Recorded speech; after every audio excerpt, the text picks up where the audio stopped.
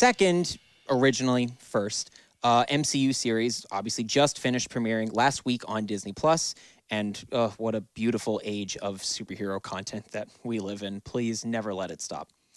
Now, before I start my discussion on what I want to get to today, I am not entertaining the idea of which series from Marvel so far is better, WandaVision or Falcon and Winter Soldier. You can certainly have a preference on which show you like more and which one you would prefer to watch in a given moment, but I'm not going to accept a list of bullet points as far as, which show is better in one way compared to another. I'm not going off of that. There's going to be a bunch of YouTube a-holes that are making video content that has a thumbnail saying why Falcon and Winter Soldier crashed and burned, or why WandaVision doesn't belong in the MCU. Just stop it. And also they're going to have like that stupid shock face too of like, just no, we're not entertaining any of that garbage here. It's way too early for any of this talk, and we can probably come back around to it maybe at the end of the year when we've had more series under our belts. Personally, I'm going to wait for the end of Phase 4 before really dissecting into that, but for right now, they're both good as is. Moving on. Now, where could I actually go with today's show to start us off? Could I dissect the really good redemption arc for Bucky as he becomes more of the hero we all know he's capable of after wondering if Steve made the right choice in believing in him when most others wouldn't, via the Captain America Winter Soldier movie and Captain America Civil War?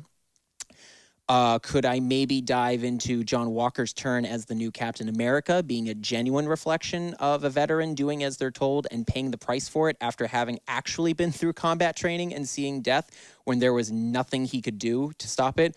Unlike Steve Rogers, who usually has just jumped into being great in the 40s, obviously depending on what you read, but usually he just hops right into the action.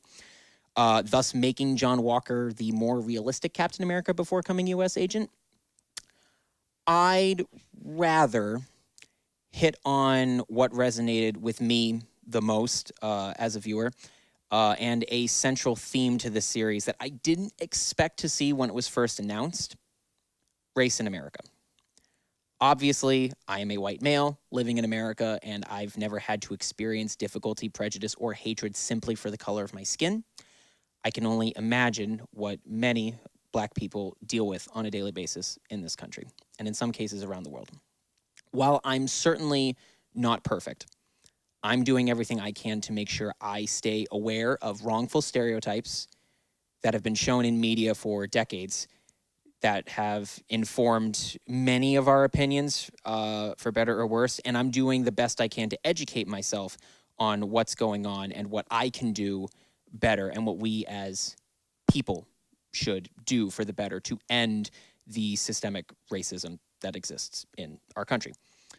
My opinion is that of an outsider, more or less, but I still believe it's important that we all have these conversations, no matter where we come from or the circumstances we were born into, and we keep having them until we completely get this right.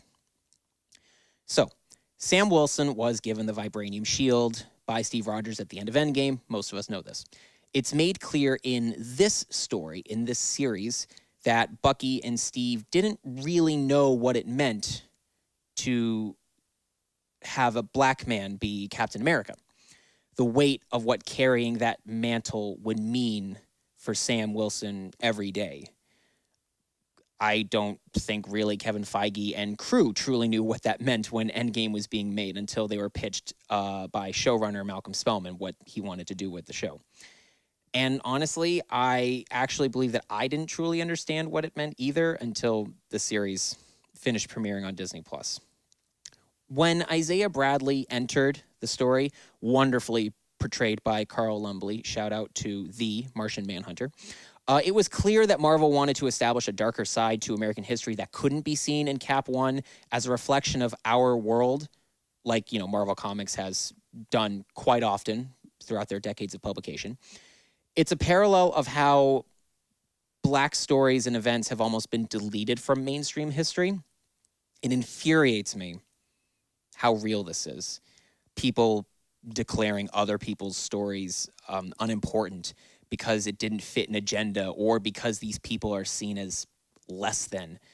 I'm only scratching the surface on events that took place in history that, that were led by Black people, and it upsets me how much I've missed because it wasn't considered important to remember.